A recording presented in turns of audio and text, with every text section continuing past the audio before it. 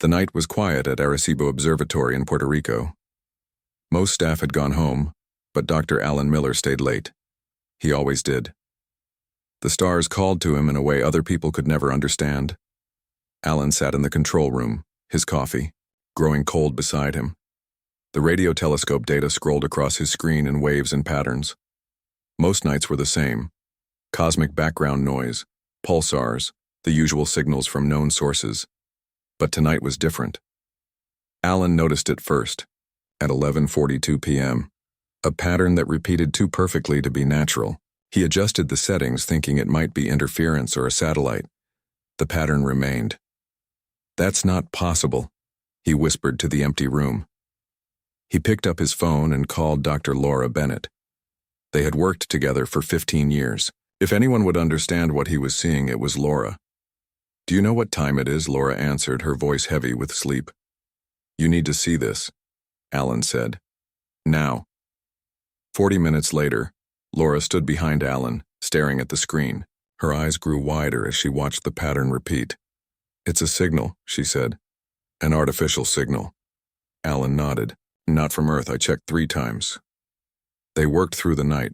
By morning, they had confirmed the signal came from a star system 12 light-years away. The pattern was complex but had structure. It was a message. "We need to tell someone," Laura said. "Who? NASA? The military? This could cause panic." Laura shook her head. "This changes everything, Alan. Everything." While Alan and Laura worked on the signal, another discovery was happening thousands of miles away. Kate Howard yawned as she studied thermal images from NASA's Deep Space Telescope. Her job was to track near-Earth asteroids, making sure none posed a threat. Usually it was boring work. Today was not boring. "These readings don't make sense," Kate said to herself. 3 objects in the asteroid belt were moving against the normal, orbital patterns. Their heat signatures suggested they were using some kind of propulsion. Asteroids don't have engines. Kate double-checked her data before calling her boss, Director Frank Collins. "Howard, do you know what time it is?" Frank grumbled. "Sir, I found something you need to see," Kate said. "If this is another false alarm." "It's not, sir, I promise." 2 hours later, Frank stood in Kate's office, his face pale as he looked at her screens. "Are you certain?" he asked. "Yes, sir. Those objects are artificial, and they're observing us." Frank made a call, then another. By noon, the president had been briefed. Within 24 hours, world leaders gathered for an emergency meeting. The signal from Puerto Rico and the objects in the asteroid belt were connected. Earth was under observation. Intelligence agencies shared what they knew. A pattern had emerged over the past 5 years. Unusual sightings, unexplained technological failures, strange signals detected and quickly dismissed. Put together, they pointed to one conclusion. An advanced alien civilization was studying Earth. They called themselves the Thalaxian Empire, according to the partially decoded signal, and Earth was next on their list. The president stood before a room of grim-faced leaders. "We have 2 choices," she said. "Wait for them to make contact or act now." A general spoke up. "Wait? They're clearly preparing for invasion. We should strike first." "With what?" a scientist asked. "Their technology is far beyond ours." Debate raged until Alan and Laura presented their findings. "The signal contains more than just a name," Laura explained. "It's a countdown. Based on our calculations, we have less than 6 months before they arrive in force." "Can we negotiate?" someone asked. Alan shook his head. "The signal contains references to other worlds. From what we can tell, they've conquered at least 6 other civilizations. None survived intact." The room fell silent. Kate Howard stepped forward with her analysis. "The objects watching us are scouts. They're studying our defenses, our weapons. They're preparing for war." The defense secretary cleared his throat. "We've been developing a spacecraft, experimental. Faster than anything we've built before, it might, and I stress might, be able to reach their nearest outpost." "To do what?" the British Prime Minister asked. "We can't fight them. No, the president said slowly. But we can warn them. The room erupted in confusion. Warn them? Of what? Voices asked. The president looked around the room. Warn them about us, about humans, about what happens when we're backed into a corner. Military leaders nodded slowly, understanding filling their eyes. Throughout history, the president continued, humans have defeated technologically superior forces through determination, creativity, and sheer stubbornness. The Thalaxians need to understand that conquering Earth won't be like their other victories. 3 days later, in a top-secret facility in Nevada, Captain Eric Peterson stood before his small crew. The experimental spacecraft Venture gleamed. Behind them, its hull reflecting the harsh desert light. Our mission is simple, Eric said. We fly to the coordinates Dr. Miller and Dr. Bennett have provided. We deliver Earth's message. We come home. Dr. Olivia Martinez, the linguistics specialist, held up a data core. The message is ready, a complete history of human conflict, focusing on instances where inferior forces defeated superior ones. From ancient battles to modern insurgencies, Major Steve Taylor, tactical officer, nodded grimly, along with a simple statement. We've studied your previous conquests. Every species you've encountered surrendered immediately. We will not. Engineer Kelly Wright checked her tablet. Warp systems are online. We can leave in 6 hours. Eric looked at his crew. 4 humans entrusted with perhaps the most important mission in history. The odds aren't good, he said honestly. But remember why we're doing this. Not just for ourselves, but for everyone back home. As the sun set over the desert, the Venture's engines came to life. The experimental craft rose silently into the darkening sky, carrying humanity's message to the stars. Behind them, Earth prepared for the worst. Nations set aside old rivalries to build defenses. Scientists worked day and night on new weapons. And ordinary people looked to the night sky with new understanding. They were not alone, and soon everyone would know it. The countdown had begun. In 6 months, the Thalaxian Empire would arrive, expecting an easy conquest. Instead, they would find humanity, united and ready. What they didn't know was that the message carried by the Venture would change everything. The Venture shot through space faster than any human craft before it. Inside, Captain Eric Peterson checked the ship's systems. The experimental warp drive hummed loudly. Too loudly. Kelly, how's the engine? Eric asked over the intercom. Engineer. Kelly Wright floated in the engine room, her tools floating beside her. It's running hot, Captain. We're pushing it harder than the tests. Can it hold? Kelly tightened a valve. It has to. In the ship's small command center, Major Steve Taylor. Watch the star charts. Their target was still days away, a massive space station orbiting a gas giant. Intelligence suggested it was a Thalaxian outpost. Movement at coordinates 227 by 94, Steve said suddenly. Something big. Eric looked at the scanner. A ship, much larger than the Venture, had appeared seemingly from nowhere. Thalaxian, he asked. Unknown. But it's not following us. We might have escaped notice. Dr. Olivia Martinez joined them on the bridge. She carried a small disc, Earth's message to the Thalaxians. I've reviewed it again, she said. The message is clear. We've included accounts of Vietnam, Afghanistan, the American Revolution, times when determined forces defeated superior technology. Eric nodded. Good. They need to understand what they're walking into. The crew worked in shifts as the Venture pushed deeper into unknown space. Sleep was difficult. The constant hum of the engines, the strange creaks and groans of a ship under stress, and the weight of their mission kept them awake.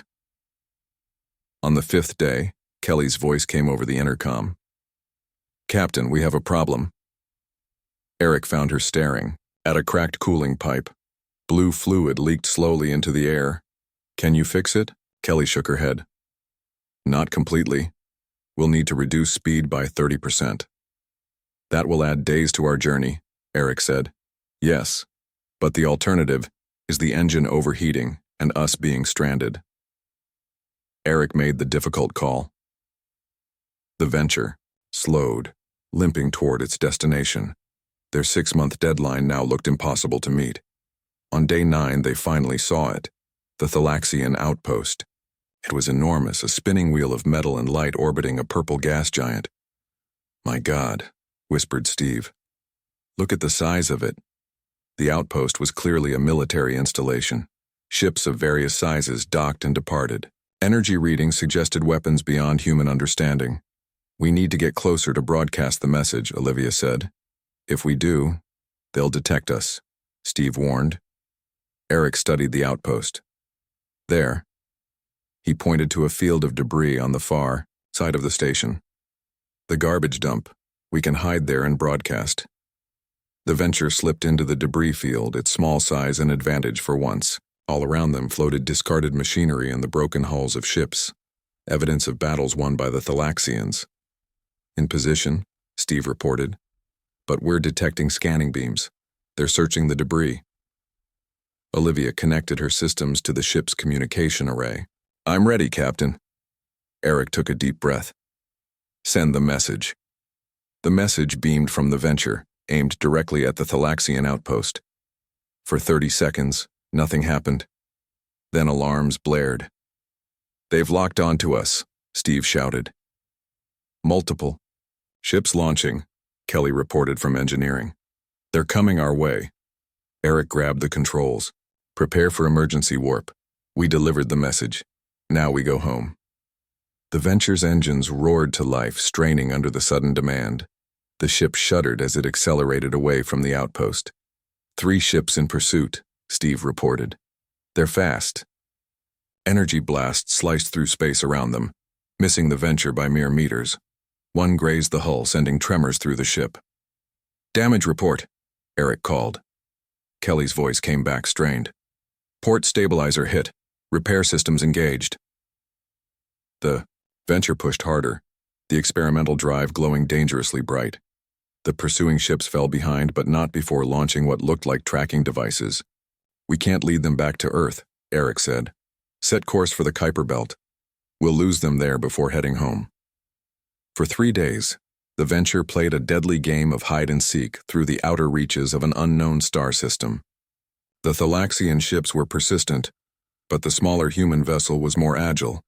Finally, in the shadow of a large comet, they lost their pursuers. Set course for home, Eric ordered. Maximum safe speed.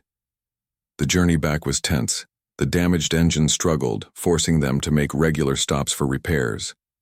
What should have been a 10-day return trip stretched into 3 weeks. As they neared the solar system, they detected increased activity. Earth had been busy in their absence. A defensive perimeter of satellites circled the planet. New weapons platforms floated in orbit. Ships of various designs practiced formation flying around the moon. They've been building while we were gone, Steve said with approval. Will it be enough? Olivia wondered. Eric didn't answer. He knew it wouldn't be. Earth Control detected their approach and guided them in. The Venture landed at the same Nevada facility it had departed from, now expanded into a sprawling military base. The crew emerged weary but successful. A crowd of officials waited to greet them, including the president herself. Captain Peterson, she said, shaking his hand. You've done it. We delivered the message, Eric confirmed. But they detected us. They know we're aware of them now. The president nodded gravely. Come, the world leaders are waiting for your report. In a secure underground facility, Eric and his crew briefed the United Nations Security Council. They described the Thalaxian outpost, the pursuit, and the successful delivery of Earth's message. What was their response? Asked the French president. There wasn't time for one, Eric admitted. We had to flee. Then we continue preparing for war, said the Russian president. Our combined forces have constructed the first wave of defensive measures. But against such technology, it may not matter, Olivia interjected. The point of our message wasn't to threaten them with superior firepower. We don't have that. The point was to make them understand that conquering Earth would be different from their previous conquests. How so? Asked the Chinese premier. Because humans don't surrender just because the enemy has better weapons, Eric explained. Our message showed them that throughout history, we've found ways to defeat superior forces. We adapt. We endure. We win through persistence and creativity. And you believe this will deter them? The question came from a skeptical general. It might make them reconsider, Steve said, or at least prepare for a longer conflict than they're used to. The discussions continued late into the night. The Venture's crew was finally dismissed to get some much-needed rest. As Eric walked to his quarters, the president fell into step beside him. "The truth, Captain," she said quietly. "Do we have a chance?" Eric thought about the massive outpost, the advanced ships, the weapons beyond human understanding. In a conventional war? No. But humans don't always fight conventional wars. The president nodded. That's what we're counting on. In the weeks that followed, Earth continued its preparations. The crew of the Venture was split up, each member. Leading teams focused on their expertise. Eric trained pilots for the new defensive fleet. Steve worked with military strategists. Kelly helped engineers reverse engineer technology from recovered alien scout ships. And Olivia analyzed every scrap of data they had on Thalaxian language and behavior. The deadline approached. 5 months since the signal was detected. Then 5.5, then 6. No invasion came. As humanity held its breath, the skies remained clear of Thalaxian ships. Day after day passed with no sign of the expected armada. Could we have been wrong? World leaders began to ask. Was the countdown interpreted incorrectly? No, Alan Miller insisted. The signal was clear. They should have been here by now. Another week passed, then another, and then on a clear morning 7 months after the original signal, a single ship appeared in Earth orbit. It was Thalaxian in design, but smaller than expected, and it came alone. "They're broadcasting a message," reported NASA's tracking station. In English, the message was simple. "We come to talk." The single Thalaxian ship hung in Earth's orbit like a silver teardrop. Military bases around the world went on high alert. Fighter jets scrambled, missile systems locked on. But the alien vessel made no aggressive moves. "They want to land," said Defense Secretary William Clark. "They're requesting permission."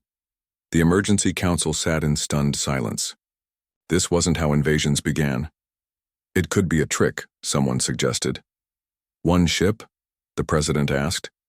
"If they wanted to attack, they would send their fleet." After hours of debate, a decision was reached.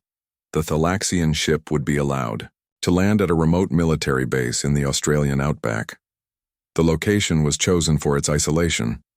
If things went wrong, damage could be contained. Captain Eric Peterson stood on the tarmac as the alien ship descended. Beside him were Dr. Olivia Martinez, Major Steve Taylor, and senior officials from a dozen nations. All wore protective suits, though scientists doubted they would help against advanced alien weapons. The ship touched down with surprising grace. For several minutes, nothing happened. Then a seam appeared in its smooth hull, widening into a doorway. Figure emerged, tall and thin with blue-tinted skin and large dark eyes. It wore what appeared to be ceremonial armor and moved with careful precision in Earth's gravity. "I am Ambassador Zorl of the Thalaxian Empire," it said in perfect English. "I come with a message from the High Council." The alien's voice had an odd resonance, like several people speaking at once. Dr. Martinez activated her recording device, capturing every nuance. The president stepped forward. "We welcome you to Earth, Ambassador. We are prepared to hear your message." Inside a hastily prepared conference room, humans and the lone alien sat at opposite ends of a long table. Security personnel lined the walls, weapons ready. "First," Zorl began, "I must correct a misunderstanding. The Thalaxian Empire had no immediate plans to conquer your world." Disbelieving murmurs filled the room. "The signal you detected," Zorl continued, "was a standard assessment beacon. We placed them near worlds with developing technology. The countdown measured the completion of our initial survey, not the launch of an invasion." Eric leaned forward. Then why the outpost? The military presence we observed? The outpost exists to monitor this sector of space. We are not the only power in the galaxy, Captain Peterson. The room went silent at the use of Eric's name. Yes, we know who you are, Zoril said. Your ship was tracked back to Earth. An impressive journey, given your technological limitations. What is your message from the High Council? The President asked, bringing the conversation back on track. Zoril's large eyes blinked slowly. The Council has reviewed your warning. It has caused considerable discussion. The alien removed a small device from a compartment in its armor. When activated, it projected a holographic image of the galaxy, with various colored regions highlighted. The Thalaxian Empire controls this region. Blue light illuminated a substantial portion of one spiral arm. The Vordari Collective controls this area. Green highlighted another section. The sentient confluence occupies this space. Yellow light showed a third region. These are the major powers? Asked the Russian president. The most significant, yes. There are others. We maintain an uneasy peace through careful balance. And Earth? The Chinese premier inquired. A small red dot appeared at the edge of the blue region. Your solar system sits at the boundary of Thalaxian space. By galactic convention, you would typically be annexed into our empire. Annexed, repeated the defense secretary. You mean conquered. A matter of perspective, Zoril replied. Most developing worlds are grateful for the protection and technology an empire provides. But not all, Eric noted. No, not all. Zoril turned off the projection. Which brings me to the Council's message. Your warning, showcasing humanity's history of resistance and unconventional warfare, has been studied extensively. The alien's voice took on a more formal tone. The Thalaxian Empire acknowledges Earth's unique status and offers non-aggression terms rather than standard assimilation protocols. Shocked silence filled the room. You're saying you don't want to conquer us anymore? The British Prime Minister asked incredulously. I am saying the cost-benefit analysis has been adjusted. The High Council determines that standard conquest procedures would be inefficient when applied to humans. Dr. Martinez couldn't contain her curiosity. What exactly in our message changed your assessment? Zoril's expression remained unreadable, but something like respect entered its voice. In the last 10,000 years, the Thalaxian Empire has assimilated 27 developing civilizations. All followed the same pattern. Upon demonstrating our technological superiority, they surrendered and accepted integration. The alien stood and walked to a window, looking out at the harsh Australian landscape. Your message revealed a species that not only anticipates defeat, but prepares to continue fighting afterward. The historical examples you provided were disturbing. Vietnam, Afghanistan, the American Revolution, the Zulu resistance. The examples showed not just tactical ingenuity, but a psychological profile unlike any we've encountered. Eric exchanged glances with his crew. Their message had worked better than they could have hoped. To be clear, the president said, you're not invading because we warned you it would be difficult? Costly, Zoril corrected. Unnecessarily costly. The empire expands through efficiency. Worlds that require prolonged military occupation drain resources better used elsewhere. The meeting continued for hours as Zoril explained the realities of galactic politics. The three major powers, Thalaxians, Vordari, and the sentient confluence, maintained an uneasy peace through careful balance. New species were typically absorbed by whichever empire discovered them first. Earth was the first planet in recorded history to send a preemptive warning rather than waiting for first contact. There is more, Zoril said as the meeting neared its end. Your message has circulated beyond Thalaxian space. The other powers are interested in humanity. Interested how? Steve asked suspiciously. Your species has been categorized as a potential destabilizing force. Some advocate for your immediate containment regardless of cost. And the Thalaxian position? Asked the president. We propose an alternative. The High Council invites Earth to send representatives to the Galactic. Assembly, not as a conquered world but as a provisional independent entity. The implications were staggering. Earth would enter galactic society not as a victim but as a recognized power. There would be conditions, Zoril added. Limitations on expansion beyond your solar system, restrictions on certain technologies, but you would remain self-governing. As the meeting concluded, the president asked for time to consult with world leaders. Zoril agreed to remain in orbit for 3 days, awaiting Earth's response. Outside the conference room, Eric pulled his crew aside. "Do you believe any of this?" he asked quietly. Kelly shrugged. "The technology is real enough. That ship makes our venture look like a toy." "I'm more concerned about what wasn't said," Olivia noted. "Zoril mentioned other powers wanting us contained. What does that mean?" "Destroyed," Steve said bluntly. "It means some aliens think we're too dangerous to let live." In the days that followed, Earth's leaders debated furiously. Some saw the offer as a trap, others as humanity's greatest opportunity. Scientists argued for access to alien technology. Military leaders worried about hidden threats. Through it all, the crew of the venture found themselves consulted repeatedly. They had seen the Thalaxian outpost. They had delivered the message that changed everything. On the 3rd day, the decision was made. Earth would accept the invitation to the Galactic Assembly, with conditions of its own. Ambassador Zoril received the news with what might have been relief, though human eyes couldn't read Thalaxian expressions well. "A wise choice," the alien said. "The alternative would have been unfortunate." "For whom?" Eric asked pointedly. "For all involved," Zoril replied. As Zoril prepared to depart, the alien shared one final piece of information. "Your warning message has become something of a cultural phenomenon among galactic civilizations. Many find human history fascinating. Your constant conflicts, your ability to endure hardship, your willingness to sacrifice for abstract concepts like freedom. Those qualities have helped us survive," the president said. "Yes, and they may help you thrive among the stars." Zoril's large eyes blinked slowly. "But they also make others fearful. Be careful, humans. Not all species respect strength. Some simply fear it and act accordingly." The Thalaxian ship departed Earth orbit that evening, carrying news of humanity's decision back to the High Council. It also carried the first human delegation, a team of scientists, diplomats, and military observers who would begin learning about their new galactic neighborhood. Dr. Alan Miller and Dr. Laura Bennett, who had first detected the alien signal, were among them.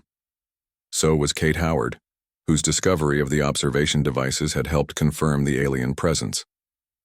Captain Peterson and his crew remained on Earth, tasked with preparing humanity for its new role.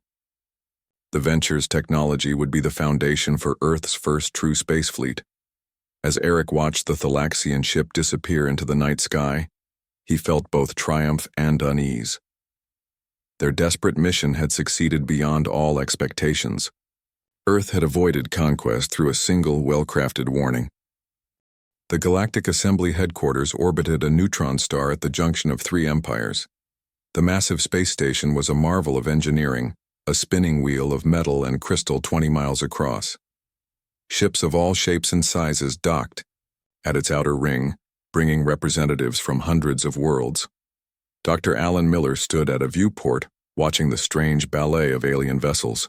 6 months ago, he had been a radio astronomer in Puerto Rico. Now he was part of humanity's first diplomatic mission to the stars. Still hard to believe, isn't it? Dr. Laura Bennett joined him at the window. Like Alan, she seemed both exhausted and exhilarated. "Every day," Alan admitted. "I keep thinking I'll wake up back at Arecibo." A soft chime announced the approach of their Thalaxian guide, Ambassador Zoril. "The council will see your delegation now," Zoril said. "They have reviewed your preliminary proposals." Alan and Laura followed Zoril through the station's curved corridors. The rest of the human delegation waited outside the council chamber. General Patricia Hammond representing Earth's military interests and diplomat John Russell leading the political team. "Remember," John briefed them quickly, "we're here to listen more than talk." This is our first appearance before the full council. The chamber doors slid open to reveal a vast, circular room. Tiered seating rose on all sides filled with beings of incredible diversity. Some looked almost human, others defied description. Masses of tentacles, crystalline structures, beings of pure energy contained in special vessels. At the center of the chamber, a raised platform held 9 seats, 3 representatives from each major power. "The delegation from Earth," announced a metallic voice. The humans walked to the center of the room, feeling the weight of hundreds of alien eyes upon them. The eldest Thalaxian counselor spoke first. "Welcome to the Galactic Assembly. Your world stands at a unique juncture in its history." A being that seemed made of flowing liquid represented the Vordari collective. Its voice bubbled through a translator. "Not all council members supported your invitation. Some believe primitive species should follow the traditional path of assimilation. We prefer to determine our own path," John replied diplomatically. "Bold words," said a representative of the sentient confluence, a creature of glowing energy. "But your species has yet to prove its value to galactic society." General Hammond stepped forward. "With respect, we don't believe we need to prove our value to exist independently." A murmur ran through the assembly. Such directness was unusual in these chambers. The Thalaxian elder raised a hand for silence. "The human delegation speaks with the confidence that earned them this opportunity. Let us proceed to practical matters." Over the next 3 hours, the council outlined the terms under which Earth would join galactic society. The restrictions were significant. No expansion beyond the solar system for 50 years, limitations on faster-than-light technology, and mandatory inspections of all defensive systems. "These are not equal terms," John noted. "You ask us to accept limitations without equal protection." "You are not equals," the Vordari representative bubbled. "You are newcomers with primitive technology. Primitive technology that your own analysts predict could advance rapidly," Laura pointed out. "Our research indicates that human innovation occurs at nearly triple the rate of other species." Another stir ran through the chamber. The human delegation had clearly done their homework during their journey to the assembly. "What does Earth offer in return for membership?" asked a counselor from a minor power. John glanced at his colleagues before responding. "Knowledge exchange, Earth's cultural and scientific archives, and a non-aggression guarantee." "Cultural archives?" The question came from a small, insect-like being. "What value have human stories to advanced civilizations?" Laura stepped forward. This was her area of expertise. "Our preliminary discussions with Thalaxian cultural experts suggest considerable interest in human creativity.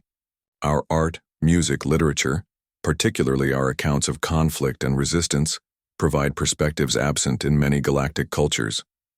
The Thalaxian elder nodded slightly.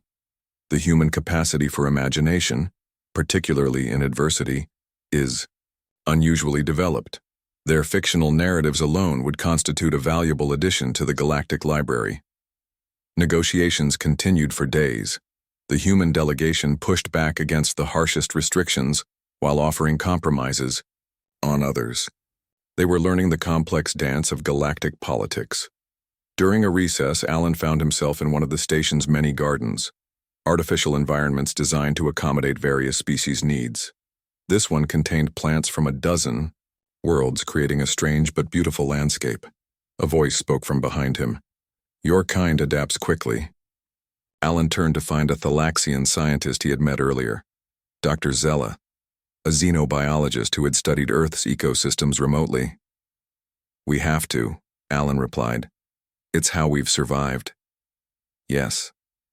Your warning message made that clear." Zella moved closer, lowering her voice. "Not all factions within the council appreciate that quality. We've noticed. The Vordari collective in particular views your species as inherently destabilizing. They prefer order, predictability." Alan looked around to ensure they weren't overheard. "Are you warning me about something specific?" "Only that you should be cautious." The decision to invite Earth to the assembly rather than conquer it was controversial. Some believe it sets a dangerous precedent. For whom? For the established order. Zella's large eyes blinked slowly. If Earth succeeds as an independent entity, other developing worlds might resist assimilation. The balance of power could shift. As the negotiations entered their second, weak tensions emerged within the human delegation. General Hammond pushed for stronger defense guarantees while John Russell favored faster integration into galactic trade networks. "We can't afford to appear divided," John insisted during a private meeting. "And we can't afford to appear weak," Hammond countered. "I've seen how some of these aliens look at us, like we're an experiment they're waiting to fail." Alan and Laura found themselves mediating between the military and diplomatic factions. Their scientific perspective provided much-needed balance. "Both approaches have merit," Laura told them. "But remember why we're here at all. Our warning message worked because it showed humanity's determination and ingenuity. We need to display those same qualities now." The breakthrough came unexpectedly during a cultural exchange session. The human delegation had brought samples of Earth art, music, and literature. Laura presented excerpts from various historical accounts: the defense of Thermopylae, the siege of Stalingrad, the guerrilla campaigns of the American Revolution. The alien representatives were fascinated, particularly by humanity's tendency to celebrate heroic defeats and against all odds victories. "Your species finds meaning in struggle itself," observed a sentient confluence philosopher. "This is unusual. We call it the human spirit," Laura explained. "The will to endure and overcome, regardless of odds." That evening, the Thalaxian High Council requested a private meeting with John Russell. He returned to the human quarters, looking thoughtful. "They've offered a compromise," he told his colleagues, "one that might satisfy both our security and development needs." The proposal was unexpected. Earth would maintain independence, but enter a special protection arrangement. With all three major powers simultaneously, no single empire would have jurisdiction over humanity, but all would guarantee Earth's security against external threats. "It's unprecedented," Hammond said, reviewing the terms. "No other world has this status." "That's the point," Alan realized. "They're creating a new category for us because we don't fit their existing systems." "But why?" Laura asked. "What do they gain?"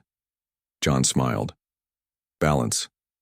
5 years passed since Earth's delegation returned from the Galactic Assembly. The world had changed in ways few could have imagined. Admiral Eric Peterson stood on the observation deck of the EDS Venture 2, Earth's first true interstellar warship. Unlike its experimental predecessor, this vessel incorporated elements of alien technology while remaining distinctly human in design. "System check complete, Admiral," reported Commander Kelly Wright, now his executive officer. "All stations ready." Eric nodded. "Begin departure sequence." The massive ship eased away from Earth's orbital shipyard, its engines glowing with a soft blue light. 3 similar vessels followed in formation, the backbone of humanity's new defense fleet. "Message from Earth Command," Communications Officer Lisa Chen announced. "President Russell sends his regards and reminds you this is a diplomatic mission." Eric smiled. John Russell had gone from diplomat to world leader, elected on a platform of balanced engagement with galactic society. His experience negotiating Earth's unique status made him the perfect choice to lead humanity's continued integration with the stars. "Remind the President that we're well aware of our mission parameters," Eric replied. Though I notice he made sure our diplomatic vessels are well armed. This drew knowing chuckles from the bridge crew. Earth ships carried weapons more advanced than anything humans could have developed alone, gifts from all 3 major powers, each ensuring the others didn't provide superior technology. The Venture 2 and its sister ships were headed to Proxima, Centauri, Earth's nearest stellar neighbor. A joint human-alien science outpost had been established there, studying the unique properties of the star system. The fleet's mission was officially to provide security rotation for the outpost. Unofficially, it was a show of force, a reminder to the galaxy that humans were rapidly advancing. As the fleet prepared for its first faster-than-light jump, Eric reflected on how much had changed. 5 years ago, humanity had been alone and vulnerable. Today, Earth stood as a unique entity in galactic politics, independent but connected, primitive yet respected. FTL drives engaged, announced the helm officer. Jump in 3, 2, 1. The stars blurred as the ships accelerated beyond light speed. The journey to Proxima Centauri would take mere hours instead of decades. Back on Earth, Dr. Laura Bennett guided a group of alien visitors through the Metropolitan Museum of Art in New York. The group included representatives from 12 different species, all part of the cultural exchange program she had helped establish. This section contains art from what we call the Renaissance period, Laura explained. Notice how these works focus on human struggles against adversity, often drawing parallels to ancient myths. A Thalaxian scholar named Meros studied a painting of David and Goliath. The smaller combatant defeats the larger one through cleverness. This theme appears repeatedly in your history and art. We appreciate underdogs, Laura agreed. Those who succeed despite disadvantages. Because your species has often seen itself this way, observed a crystalline being from the sentient confluence. Even now, as a technological inferior among galactic powers, Laura smiled diplomatically. We prefer to think of ourselves as developing rather than inferior. The alien visitors continued their tour, asking questions that revealed as much about their own cultures as Laura's answers revealed about humanity. These exchanges had become commonplace across Earth. Alien scholars studying human art, music, literature, and history with fascination. Simultaneously, human representatives traveled to alien worlds, learning about vastly different civilizations and technologies. The knowledge flowing in both directions had accelerated human development while introducing alien societies to new perspectives. In Washington, D.C., a different kind of exchange was taking place. General Patricia Hammond led a briefing for military leaders from all 3 major galactic powers. The topic was asymmetric warfare, humanity's specialty. The key to effective resistance against superior technology, Hammond explained, is avoiding direct confrontation.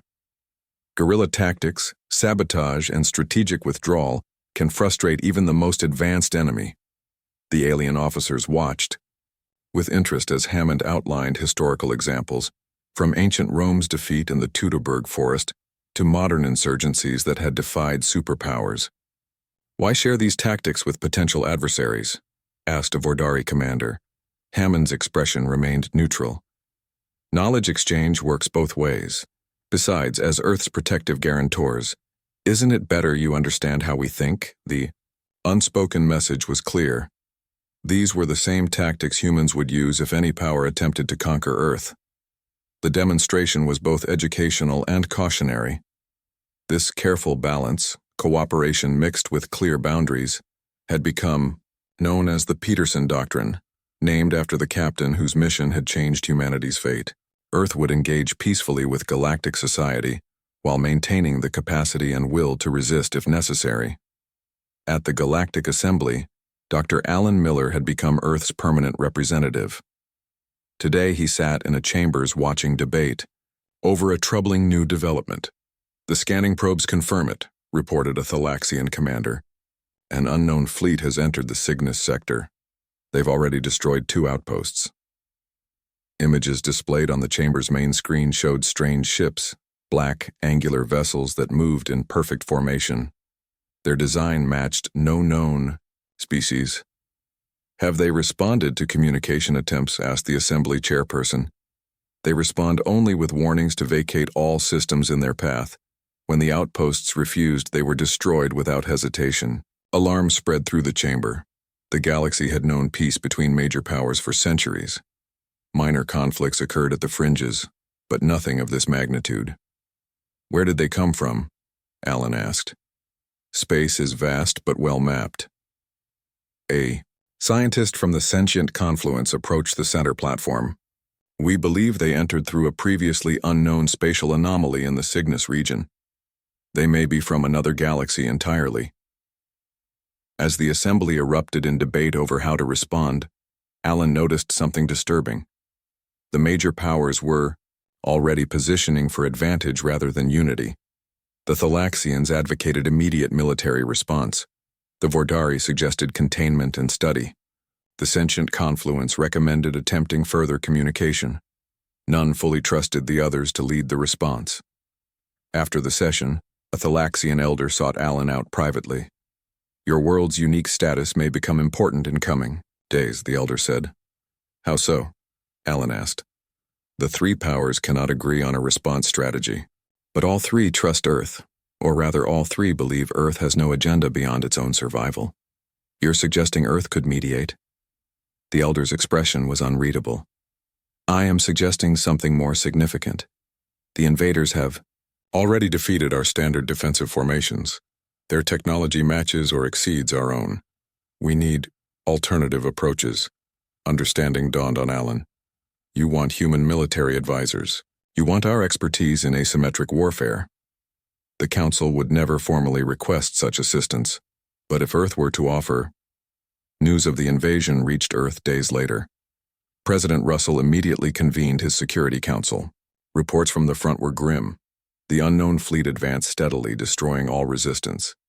"They call themselves the Nexus," reported the intelligence director. "From what we can gather, they're a collective consciousness that assimilates technology and resources from conquered worlds. Like the Borg from Star Trek," someone murmured, drawing confused looks from those unfamiliar with human fiction. Admiral Peterson, recalled from his mission to Proxima Centauri, studied the tactical displays.